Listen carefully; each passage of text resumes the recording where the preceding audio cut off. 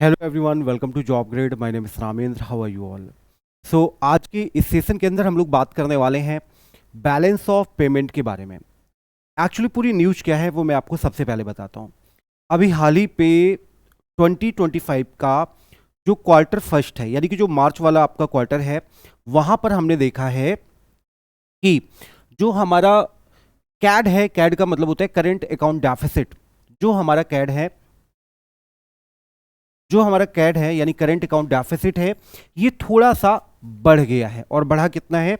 9.7 अरब American dollar.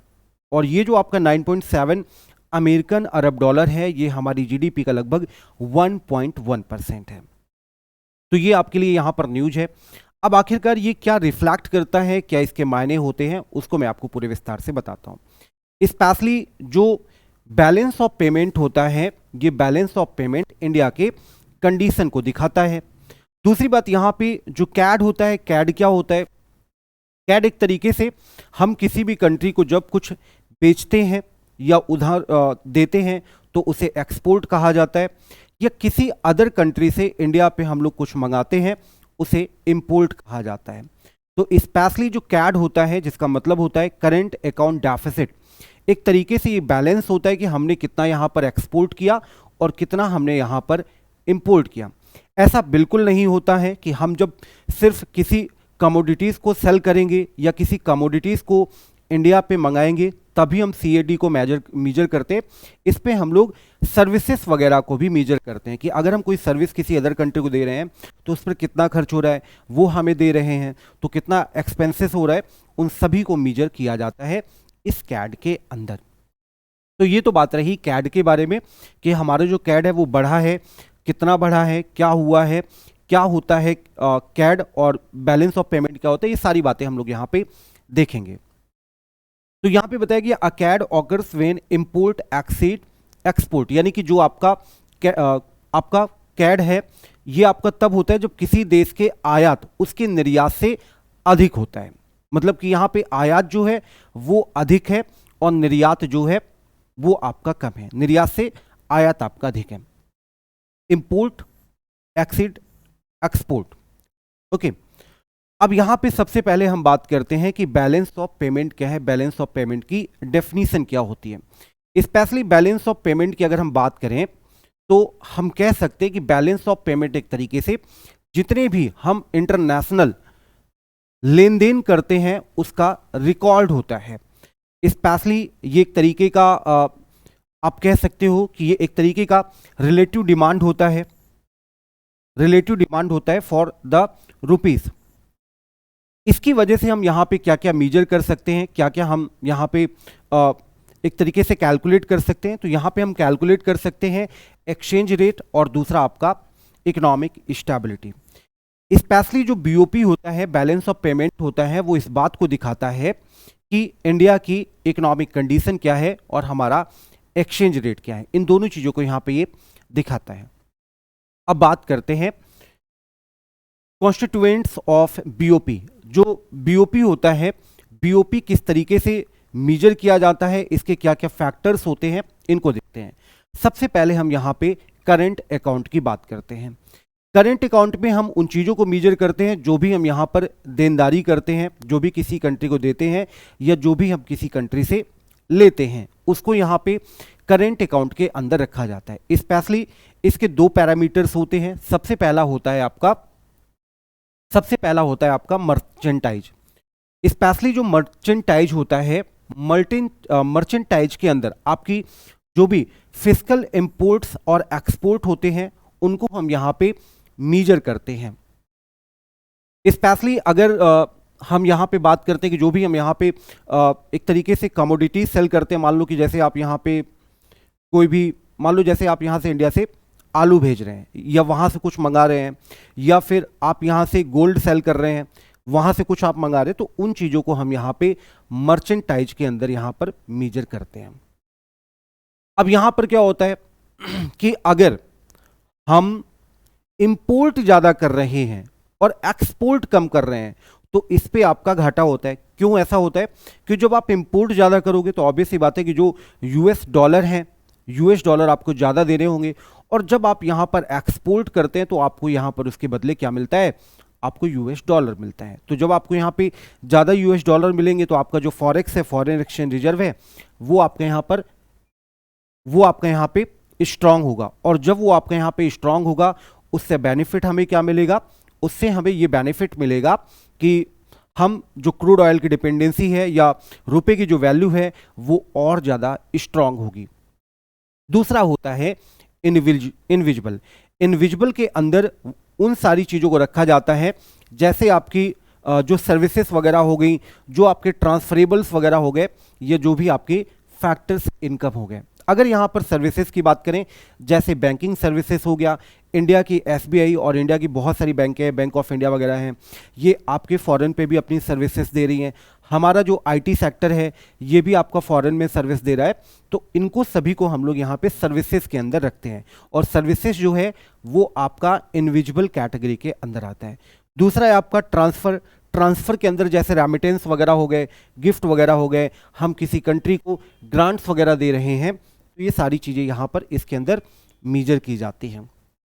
तीसरा हो गया फैक्टर इनकम। फैक्टर इनकम के अंदर सपोज करिए कि किसी भी अमेरिकन पर्सन ने इंडिया की मार्केट पे कुछ इन्वेस्ट कर रखा है, तो ऑब्वियस सी बात है कि वो उसने शेयर रखा है, तो अगर जब शेयर ले रखा है प्रॉफिट होगा उसको, तो ऑब्वियस सी बात है वो उसको लेकर जाएगा। तो इसे हम लोग फैक्टर इनकम पे रखते हैं। इसके अलावा इंटरेस्ट वगैरह हो गया, इसे भी हम यहाँ पे फैक्टर इनकम पे रखते हैं। और इसके अलावा profit from the foreign investment, यानी कि विदेशी निवेश से जो भी प्रॉफिट मिलता है उसको हम यहाँ पे मेजर करते हैं। इसके अलावा कैपिटल अकाउंट की बात करें तो जो कैपिटल अकाउंट होता है वो आपका नेट चेंज इन एसेट्स और लाइबिलिटीज ओवर अ पीरियड, इसको यहाँ पे रिफ्लेक्ट करता है। यानी कि एक पर्टिकुलर पीरियड में कितना यहाँ पे परिवर्तन हुआ, लेन देन कितना हुआ, कितनी हमने यहाँ पे देनदारी की, क्या किया, उन चीज़ों को यहाँ पे ये मेजर करता है, जो आपका यहाँ पे कैपिटल अकाउंट होता है। दूसरी चीज, कैपिटल अकाउंट पे हम लोग एसेट्स को भी रखते हैं। एसेट्स मतलब क्या होता है कि जैसे यहाँ पे जो भी आपका फॉरेन डायरेक्ट इन्वेस्टमेंट वगैरह हो रहा है, क्योंकि इंडिया पे अगर कोई कंपनी इन्वेस्ट करी, कोई फॉरेन कंपनी इन्वेस्ट कर रही है, तो उसके दो ही रूट है, एक तो एफडीआई और या फिर आपका दूसरा FPI, foreign portfolio investment. FDI के माध्यम से क्या होता है, एफडीआई भी कई तरीके का होता है। आप ज्वाइंट वेंचर स्टार्ट कर सकते हैं, आप किसी भी कंपनी का एक्विजिशन कर सकते हैं। अगर आपने किसी कंपनी का एक्विजिशन किया तो इससे बेनिफिट क्या होगा कि आप उस कंपनी के मालिक हो गए। आप ऐसे सपोज कर लीजिए कि कोई अमेरिकन कंपनी है, अमेरिकन कंपनी भारत की किसी कंपनी को एक्विजिशन कर लेती है, तो ऑब्वियस सी बात है वो जो इंडिया की कंपनी है वो उस बड़ी कंपनी का पार्ट होगी। ठीक है, तो उसको हम लोग क्या बोलेंगे, उसको हम लोग यहाँ पे एफडीआई बोलेंगे, फॉरेन डायरेक्ट इन्वेस्टमेंट बोलेंगे। या फिर कोई अमेरिकन कंपनी भारत में आकर खुद इन्वेस्टमेंट करती है, तो वो भी आपका एफडीआई का ही पार्ट माना जाता है। तो इस तरीके से बहुत सारे तरीके होते हैं। एक प्रीवियस मैंने वीडियो डिस्कस किया था, उस वीडियो के अंदर मैंने आपको पूरे जो एफडीआई कितने तरीके का होता है वो सारी बातें मैंने यहाँ पे आपको डिस्कस की थी। इसके अलावा लाइबिलिटीज़ की बात करें तो यहाँ पे लाइबिलिटीज़ भी कैपिटल अकाउंट के अंदर आता है। जैसे कि यहाँ पे कॉमर्शियल बोरोइंग्स वगैरह होती हैं, या लोन्स वगैरह होती है, या कैपिटल इनफ्लो वगैरह होता है, इसको हम लोग यहाँ पे लाइबिलिटीज़ के अंदर कंसीडर करते हैं। अब बीओपी स्ट्रक्चर की अगर बात करते हैं कि आखिरकार जो बीओपी होता है वो कैसा होता है, तो सबसे पहले मैंने आपको यहाँ पे दो बातें बताई हैं। मैंने आपको यहाँ पे बताया था करेंट अकाउंट।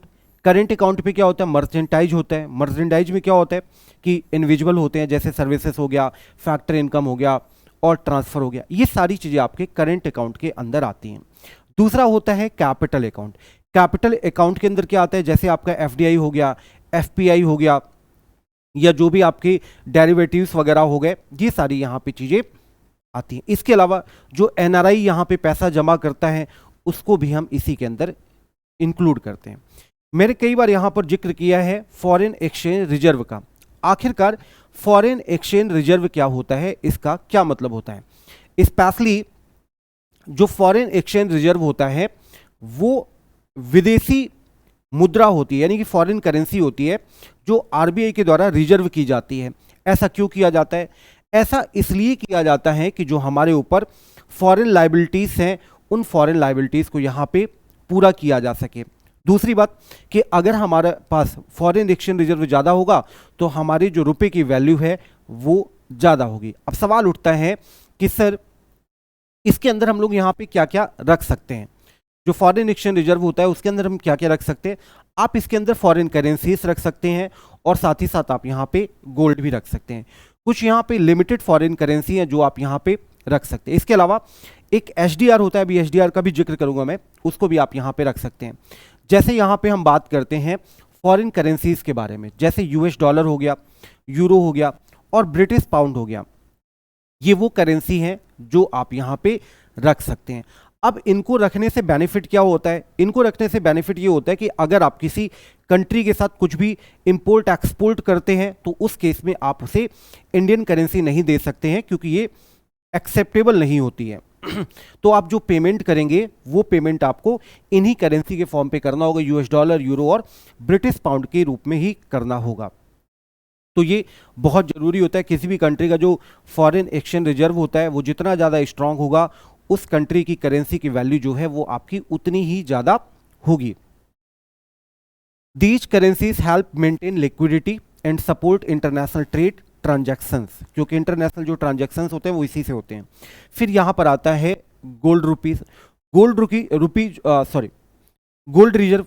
जो गोल्ड रिजर्व होता है, गोल्ड रिजर्व यहाँ पे क्या बेनिफिट हमें करता है? जो गोल्ड रिजर्व होता है एक तरीके से जब भी कभी किसी भी कंट्री पे महंगाई आती है, महंगाई का मतलब क्या होता है? महंगाई का मतलब होता है कि उस कंट्री पे जो रुपए की वैल्यू है वो आपकी डाउन हो जाती है। और जब रुपए की वैल्यू डाउन होती है तो कब कैसे स्ट्रांग होगी? जब उस कंट्री के पास बहुत ज़्यादा फॉरेक्स होंगे, गोल्ड होंगे, तो उसके माध्यम से आप अपने करेंसी की वैल्यू को स्ट्रांग कर सकते हैं। इंडिया के कॉन्टेक्स्ट में अगर बात करें तो इंडिया पे यहाँ पे जो गोल्ड है वो आपका एक तरीके से serve as a hedge against inflation, ये आपका इन्फ्लेशन से बचाने में हमारी मदद करता है और साथ ही साथ इंडियन गवर्नमेंट को इकोनॉमिक अनसर्टेनिटी से एक सेफ्टी प्रोवाइड करता है। एक तो ये इसका मेन काम होता है। करेंटली अगर बात करें तो हमारे पास लगभग अभी करंट में लगभग 800 टन गोल्ड के आसपास अभी हमारे पास है। इंडिया के पास 800.78 टन गोल्ड हमारे पास अभी यहाँ पे रिजर्व है। इसके अलावा तीसरा होता है एसडीआर, जिसे आप लोग स्पेशल ड्राइंग राइट्स कहते हैं। एसडीआर स्पेशली ये आपका आईएमएफ द्वारा इशू किया जाता है और जो आईएमएफ है, इंटरनेशनल मॉनेटरी फंड, ये आपका आईएमएफ द्वारा इशू किया जाता है। They supplement the foreign exchange reserve of member country. ठीक है, अब यहाँ पे एसडीआर का मतलब क्या होता है उसको थोड़ा सा समझेंगे। एक तरीके से जो आईएमएफ है, आईएमएफ की अपनी एक वैल्यू है और आईएमएफ की अपनी एक करेंसी है जिसे हम लोग यहाँ पर एसडीआर कहते हैं। एसडीआर पे आपकी टोटल 5 करेंसी को यहाँ पर इसके अंदर रखा जाता है, जिस पे आपका जापानीज येन है, यूरो है, ब्रिटिश पाउंड है और आपका चाइनीज रेनबी है। सॉरी 4 है यहाँ पे। ठीक है, तो आपकी यहाँ पे 4 जो करेंसी है वो आपकी 4 करेंसी इसके अंदर रखी जाती है। हाँ 5 है, सॉरी माफ कीजिएगा, 5 है। यूएस डॉलर भी तो है। हाँ, तो 5 यहाँ पे करेंसी है जो इसके अंदर रखी जाती हैं। अब बात करते हैं कि रिजर्व पोर्शन इन आईएमएफ, किस कंट्री का कितना यहाँ पे रिजर्व पोर्शन है उसकी यहाँ पे बात करते हैं। अगर हम यहाँ पे रिजर्व पोर्शन की बात करें तो सबसे पहले तो ये है कि इंडिया जो है, इंडिया आईएमएफ का मेंबर है और अगर इंडिया आईएमएफ का मेंबर है तो अगर आईएमएफ में कोई भी किसी तरह का डिस्कशन हो रहा है तो उस पर इंडिया के पास वोटिंग राइट होता है। ये एसडीआर की बदौलत ही होता है, नंबर 1 चीज। दूसरी चीज कि जिस कंट्री का जितनी ज़्यादा वहाँ पर करेंसी होगी उस कंट्री की उतनी ज़्यादा यहाँ पे वैल्यू होगी। तो यहाँ पे ये जो आपका रिजर्व पोर्शन इन आईएमएफ है ये आपका इंडिकेट करता है इंडिया की पोजीशन को इंडिकेट करता है, वोटिंग पावर को डिनोट करता है in the global financial system. इसके अलावा enhance India's international financial standing, ये आपके इंडिया की फाइनेंशियल स्टैंडिंग को और ज़्यादा स्ट्रॉन्ग करता है। अब सवाल उठता है कि हमारा जो कैड है, कैड को कम करने के लिए हमें यहाँ पर क्या करना चाहिए। India's effort to reduce the current account deficit. हमें यहाँ पर क्या करना चाहिए, किस तरीके से हमें अपना करेंट अकाउंट डेफिसिट यहाँ पे कम करना चाहिए। हमारा करेंट अकाउंट डेफिसिट तभी कम होगा जब हम यहाँ पर एक्सपोर्ट ज़्यादा करेंगे। एक्सपोर्ट ज़्यादा करेंगे तो हमारे पास यहाँ पर जो डॉलर्स हैं वो ज़्यादा आएंगे। हमारी यहाँ पे जो पॉलिसी है FTP 2023, the foreign trade policy 2023 है, इसके थ्रू हमने यहाँ पर टारगेट किया है कि 2030 तक यानी 2030 तक हमारा जो निर्यात है वो आपका $2 ट्रिलियन से ज़्यादा हो जाएगा। ये हमारा यहाँ पर टारगेट है। Boosting India's export to USD $2 trillion by 2030, ये हमारा यहाँ पर इसका मेन पर्पज है। अगर हमारा एक्सपोर्ट ज़्यादा होगा, एक्सपोर्ट ज़्यादा होने की वजह से हमारा इंपोर्ट एक्सपोर्ट बैलेंस पे आएगा। दूसरी बात, जो हमारा करेंट अकाउंट डेफिसिट है उस पे यहाँ पे कमी आएगी। इसके अलावा प्रमोटिंग इंपोर्ट सब्स्टिट्यूशन, यानी कि यहाँ पे क्योंकि इंडिया पे अगर किसी चीज़ की नीड है तो ऑब्वियस सी बात है कि जो सप्लायर है वो सप्लायर यहाँ पे सप्लाई करेगा। अब हमें क्या करना चाहिए, हमें यहाँ पे इसका कुछ सब्स्टिट्यूशन खोजना चाहिए। आप इस बात को ऐसे समझ लीजिए कि अगर इंडिया में आईफोन की ज़्यादा डिमांड है, और आईफोन कौन बनाता है, अमेरिकन कंपनी है एप्पल, वो आईफोन बनाती है, तो हमें यहाँ पे क्या करना चाहिए, इसका कुछ सब्स्टिट्यूट ढूंढना चाहिए ताकि हम एप्पल के बराबर वैल्यू उसको दे सकें, उसके बराबर क्वालिटी दे सकें, सारे मेजरमेंट्स लगभग उसके बराबर हो। जब ऐसा हो जाएगा तो इसके होने की वजह से जो इंपोर्ट सब्स्टिट्यूट है वो हमें यहाँ पर मिल जाएगा। और अगर इंपोर्ट सब्स्टिट्यूट मिल जाएगा तो ऑब्वियस सी बात है कि हम जो इंपोर्ट कर रहे हैं वो इंपोर्ट हमारा यहाँ पे कम हो जाएगा। अब इसके लिए हमें क्या करना चाहिए कि जो भी हमारे यहाँ पे लोकल, हमारे जो मोदी जी वो कहते हैं लोकल को वोकल बनाओ, तो यहाँ पे उसका पर्पज यही है कि जो हमारी डिपेंडेंसी है फॉरेन गुड्स पे उसको यहाँ पे कम किया जाए, जो लोकल प्रोडक्ट्स हैं उनको यहाँ पे प्रमोट किया जाए, और इंपोर्ट पे जो डिपेंडेंसी है, इंपोर्ट पे डिपेंडेंसी को यहाँ पे कम किया जाए। Provide incentive to local products to reduce the reliance on import.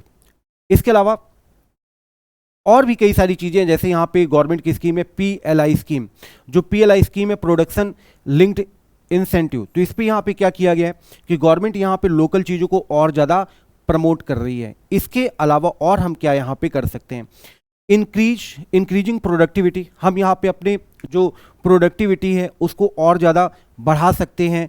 हमारे पास नए नए यहाँ पे आइडियाज़ हैं, हम उनको यहाँ पे इम्प्लीमेंट कर सकते हैं। इसके अलावा लोगों को स्किलफुल बना सकते हैं ताकि लोग और अच्छे से काम करें, लोगों के अंदर जो स्किल है उसको बाहर निकाल सकते हैं, और जो भी रिनोवेशन वगैरह है, रिनोवेशन पे भी हम यहाँ पे काम कर सकते हैं। ये यहाँ पे चीज़ें हम कर सकते हैं। Focuses on enhancing productivity and competitiveness with in the domestic economy. अब इसके लिए हम ये क्या करना चाहिए, और ये जो चीज़ें हैं ये हमारे एक्सपोर्ट को और ज़्यादा बूस्ट करेंगी। तो हमें यहाँ पर स्किल डेवलपमेंट पे ध्यान देना चाहिए, हमें यहाँ पे इनोवेशन पे ध्यान देना चाहिए, फ्यूचर फ्रेंडली कैपेसिटी बिल्डिंग पे हमें यहाँ पे ध्यान देना चाहिए। इन चीज़ों पे हमें यहाँ पे ध्यान देना चाहिए। अगर हम इन चीज़ों पर ध्यान देते हैं तो ऑब्वियस सी बात है जो एक्सपोर्ट है, एक्सपोर्ट हमारा यहाँ पे और ज़्यादा बढ़ेगा, और इंपोर्ट की जो डिपेंडेंसी है वो इंपोर्ट की डिपेंडेंसी हमारे यहाँ पे कम होगी। तो ये इसका मेन पर्पज है कि किस तरीके से हम इंपोर्ट को कम कर सकते हैं, एक्सपोर्ट को बढ़ा सकते हैं। तो गवर्नमेंट का यही प्लान है कि हम इन चीज़ों को करें, और जो हमारा कैड है, करेंट अकाउंट डेफिसिट है, उसको और ज़्यादा मिनिमाइज किया जाए, और जो बैलेंस ऑफ पेमेंट है उसको भी यहाँ पे बैलेंस पे लाया जाए।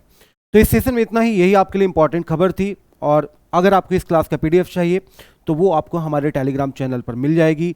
टेलीग्राम चैनल है जॉब ग्रेड IAS। इसके अलावा जो भी हमारी YT पे लाइव और रिकॉर्डेड क्लासेस होती हैं उन सभी की PDF आपको हमारे टेलीग्राम चैनल पर मिल जाएगी। इसके अलावा करंट से रिलेटेड सारी PDF आपको वहाँ पे मिल जाएंगी। ये हमारे सोशल मीडिया हैंडल्स हैं, आप इन्हें फॉलो कर सकते हैं, इन्हें ज्वाइन कर सकते हैं, ताकि हमारी जो भी इंपॉर्टेंट अपडेट्स हैं, एग्जाम से रिलेटेड इंपॉर्टेंट अपडेट्स हैं, वो सारी अपडेट्स आप तक टाइमली पहुंच सकें।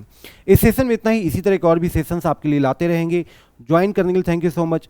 जुड़े रहें जॉब ग्रेड आईएएस के साथ।